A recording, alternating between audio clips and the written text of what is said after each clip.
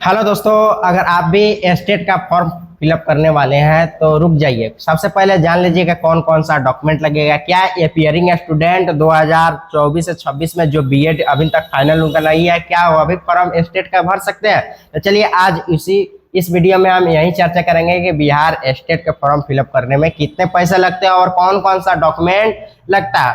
यह बहुत ही खुशी का बात है कि बीपीएससी टीआरई 4 से पहले स्टेट का एग्जाम होने जा रहा है। वह भी कब? आज से आपका फॉर्म फिलअप होने जा रहा है। और कब तक फॉर्म फिलअप होगा? तो 31 अगस्त तक। अगर आप इन डॉक्यूमेंटों को अगर अभी तक तैयार नहीं किए हैं तो बहुत जल्दी तैयार कर लीजिए क्योंकि टाइम बहुत कम है। चलिए हम लोग स्टार्ट करते हैं वीडियो को।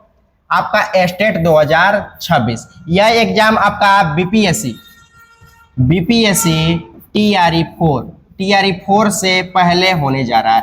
यानी जो विद्यार्थी बीपीएससी टीआरई 4 में बैठने वाले हो उनको अगर स्टेट अगर वह पास है तो वही विद्यार्थी बीपीएससी टीआरई 4 में बैठेंगे। देखेंगे यह एग्जाम दो स्तर पर होता है, एक पेपर 1 और एक पेपर 2। पेपर 1 में क्या है तो 9th 10th और पेपर 2 11th 12th के तैयारी करने वालों को लिए। इसमें कुल क्वेश्चन आपका 150 का रहता है, कुल अंक आपका 150 का रहता है, समय आपका 2 घंटा 30 मिनट लगता है। परीक्षा का स्तर क्या रहता है तो सीबीटी रहता है, यानी कंप्यूटर आधारित टेस्ट होता है।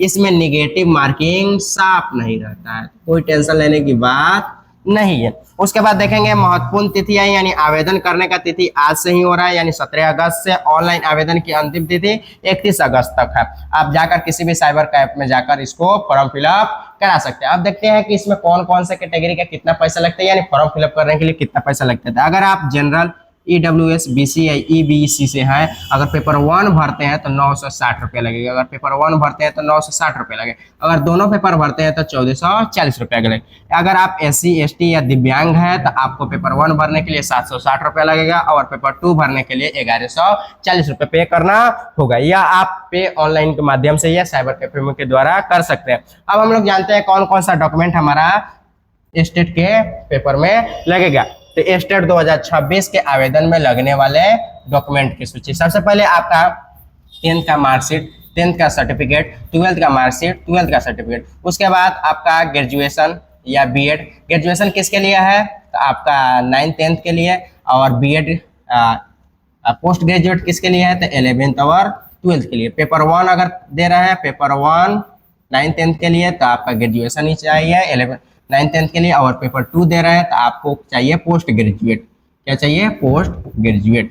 अब वहां पर देखेंगे आपका क्या था, स्नातकोत्तर का अंक पत्र पेपर 2 के लिए, स्नातकोत्तर के पेपर 2 के लिए, यानी पोस्ट ग्रेजुएट के लिए क्या चाहिए? पेपर 2 के लिए चाहिए। उसके बाद बीएड का अंक पत्र, बीएड का मूल प्रमाण पत्र या प्रोविजनल भी होगा तभी काम चल सकता है। उसके बाद आपका जाति चाहिए, उसके बाद आवास चाहिए, उसके बाद अगर दिव्यांग है तो आपका दिव्यांग का सर्टिफिकेट चाहिए, उसके बाद आधार कार्ड, अभ्यर्थी का एक फोटो चाहिए, उसके बाद अभ्यर्थी का सिग्नेचर चाहिए। अगर इतना डॉक्यूमेंट आपके पास है तो आप बिहार स्टेट को फॉर्म फिलअप कर सकते हैं। अगर इनमें से अगर कोई डॉक्यूमेंट आपके पास नहीं है तो बहुत जल्दी आप तैयार इसको करा सकते हैं।